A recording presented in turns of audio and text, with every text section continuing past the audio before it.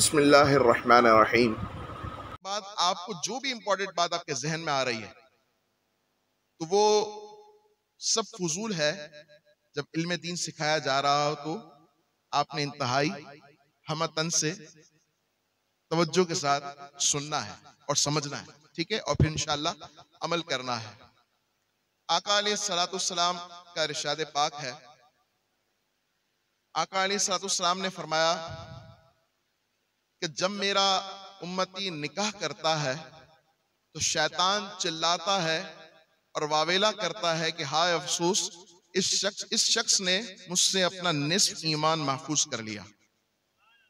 फरमाया कि निस्फ ईमान औरत से निकाह करने के बाद महफूज हो गया और बाकी आधे ईमान के हवाले से अल्लाह से डरना चाहिए, ये हुजूर ने फरमाया। अब निकाह जो है वो बेसिकली इसका मतलब ये है कि मिलना, चूंकि एक अजनबी मर्द एक अजनबिया औरत जब निकाह के प्रोसेस से गुजरते हैं तो वो फिर एक हो जाते हैं। जब वो एक हो जाते हैं और फिर सारी जिंदगी के लिए वो एक साथ रहते हैं, निकाह इसी मकसद को फरोग देता है। लेकिन अल्लाह ताला हम पर रहम फरमाए, फजल फरमाए कि निकाह के नाम पर आजकल मीडिया, सोशल मीडिया ने इन होकर जो निकाह की सूरत में निकाह का जो सर्कल है ना, यानी बेसिकली निकाह जो है वो सुन्नत है, लेकिन इसी निकाह में गैर शरई रसूमात दाखिल हो गई और इन रसूमात ने बेशुमार बुराइयां जन्म ली। और ऐसा नहीं है कि अगर उन रसूमात से निकाला जाए या निकल जाए तो ऐसा लगेगा कि ये शादी नहीं है बल्कि कोई ओल्ड जमाने का कोई फंक्शन है। नहीं, ये याद रखिएगा, निकाह जितना सादा हो और शरीयत की हुदूद में हो उतना बाबरकत कहलाता है। पैसे का भी, माल का भी जो है वो जिया नहीं होता और टाइम का भी जिया नहीं होता। अगर कोई शख्स है वो उसके बचपन का ये ख्वाब हो कि भाई बड़े होकर क्या बनोगे, तो वो कहे कि भाई दूल्हा बनूंगा, ठीक है, समझाने के लिए। और अगर वो निकाह तो करता है ना बंदा, निकाह कर लेने के बाद, निकाह करने से पहले और निकाह कर लेने के बाद बेशुमार जिम्मेदारियां होती हैं कि जो बंदे को यानी समझ लेना चाहिए कि भाई मुझे निकाह से पहले कितना जिम्मेदार होना है और निकाह के बाद कितना जिम्मेदार होना है। इसकी मुख्तसर सी तफसील वो ये कि जब बंदा निकाह करता है तो इसे ये पता होना चाहिए कि निकाह के बाद जो मुझ पर हुकूक लाजिम है वो कौन कौन से हैं, और साथ ही उसे ये भी मालूम होना चाहिए कि किन बातों से या किन आमाल से बंदे का निकाह फस्क हो जाता है। लेकिन अफसोस की बात यह है कि बस निकाह करने की तो जल्दी होती है, लेकिन निकाह क्या है उसको समझने से बंदे कासिर रहते हैं। माँ बाप भी जो है वो ये देखते हैं कि लड़का वेल एजुकेटेड है, समझदार है, पढ़ा लिखा है, और मादरत के साथ ये भी देखा जाता है कि लड़का दाढ़ी मुंडा है कि नहीं, अल्लाह माफ फरमाए। और भी बेशुमार चीजें देखी जाती हैं, लेकिन दीन नहीं देखा जाता, दीन नहीं देखा जाता। यहां से बिगाड़ की इब्तिदा होती है, यहीं से बिगाड़ की इब्तिदा होती है। इसी तरह लड़की को देखा जाता है तो लड़की खूबसूरत है, मालदार है, इज्जत वाला घराना है, तो फौरन निकाह के लिए हाँ कर लिया जाता है। अब ये नहीं देखा जाता कि लड़की वाले या लड़की बेसिकली खुद क्या दीनदार है या नहीं। याद रखिएगा, जब औरत मां बनती है तो बच्चों की जो पहली यूनिवर्सिटी होती है वो मां की गोद होती है। तो अगर मां की तरबियत सही नहीं है ना तो फिर यहां से बिगाड़ शुरू होता है। एक बुजुर्ग फरमाते हैं, इंतहाई तवज्जो, एक शख्स एक बुजुर्ग के पास आया और उसने कहा कि हजरत मेरी बीवी जो है वो मेरी इज्जत नहीं करती। तो वो अर्ज करने लगा, वो बुजुर्ग फरमाने लगे कि क्या तुमने निकाह इसलिए किया था कि मेरी बीवी मेरी इज्जत करे या मुझे इज्जत दिलवाए? तो उसने कहा हाँ, मैंने इसीलिए निकाह किया था। फरमाया जो 4 चीजों को देखकर, बिलखुसूस 3 चीजों को देखकर निकाह करता है वो हलाक हो जाता है सिवाय एक के। अब इंतहाई तवज्जो, आज हमारे मुआशरे में यही बुराई है और इसने जड़ पकड़ी हुई है। वो बुजुर्ग फरमाते हैं पहली चीज कि बंदा निकाह क्यों करता है? ये खूबसूरत है लड़की, ठीक है, या मालदार है, या इज्जत वाली है।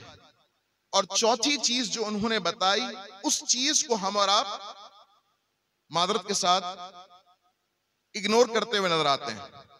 वो चौथी चीज क्या है? दीन।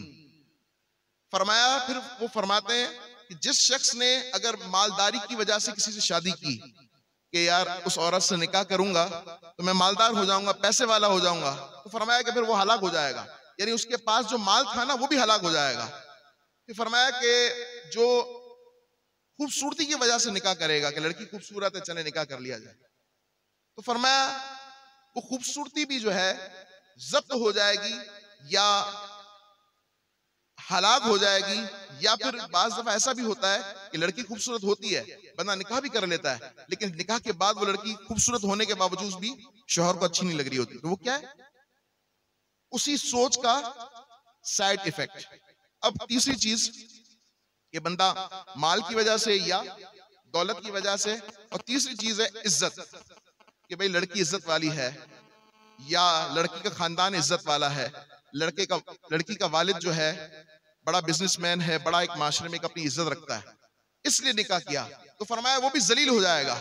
और चौथी चीज जो है दीनदारी। अब सुनिएगा कि जो बंदा औरत से इसलिए निकाह कर रहा है कि वो दीनदार है, फरमाया कि अल्लाह तबारक व तआला इस सोच की बदौलत कि वो निकाह इसलिए कर रहा है कि सामने वाली औरत जो है वो दीनदार है, दीन के हवाले से कामिल है, अकमल है, तो फरमाया अल्लाह उसे दौलत भी अता फरमा देगा, हुस्न भी अता फरमा देगा और माशरे में इज्जत भी अता फरमा देगा। तो हमें चाहिए कि निकाह के हवाले से बड़े हम जो है ना, ये जो मैंने जिक्र की ना, ये 3 चीजें, इन 3 चीजों के पीछे ही हम दौड़ रहे हैं, क्योंकि दुनिया माल के पीछे है, हुस्न के पीछे है और इज्जत के पीछे है।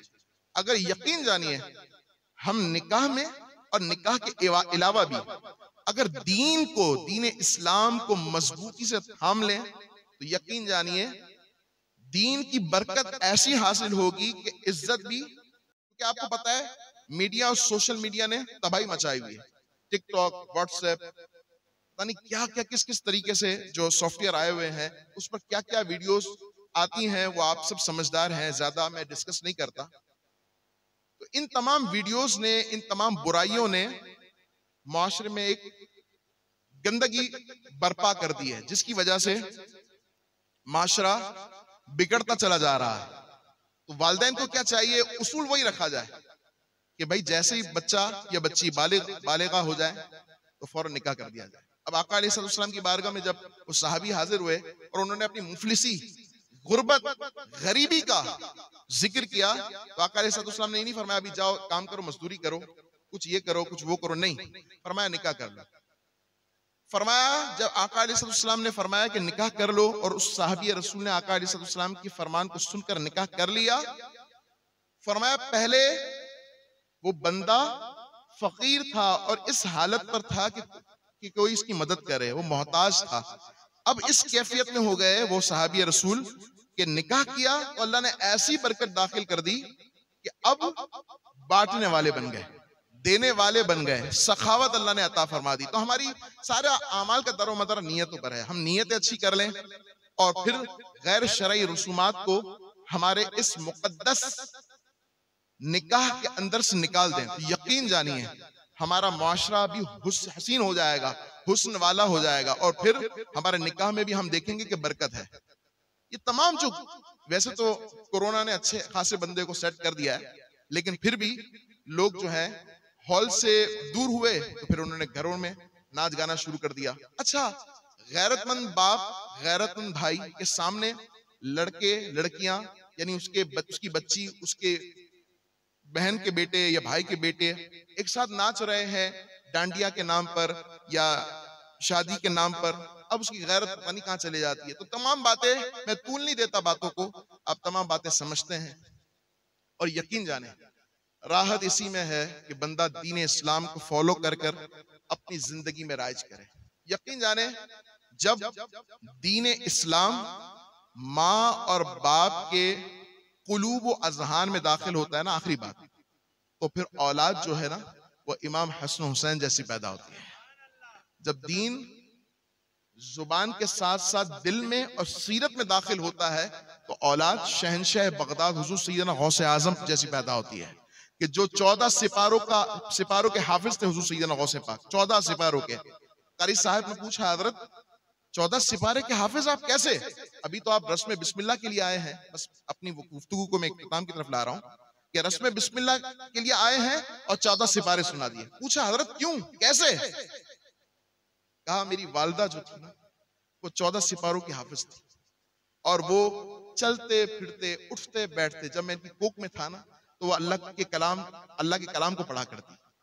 वो कैसी माँ होंगी कि जो गफलत में अपनी जिंदगी को नहीं गुजार रही होंगी। ऐसा नहीं है कि आज की माँ कि पेट में बच्चा है, टीवी सीरियल चल रहा है, सास ने बहू को क्या बोल दिया, अब कल क्या होगा यार, ये देखना है, ये सीन तो लाइट नहीं चले जाए कम बकत। ये उस वक्त जो है ना अगर लाइट चले जाती है तो केसी वालों को जो है ना गालियां दे रही होती हैं, बदवाएं दे रही होती हैं। क्यों दे रही होती हैं? यार ड्रामा।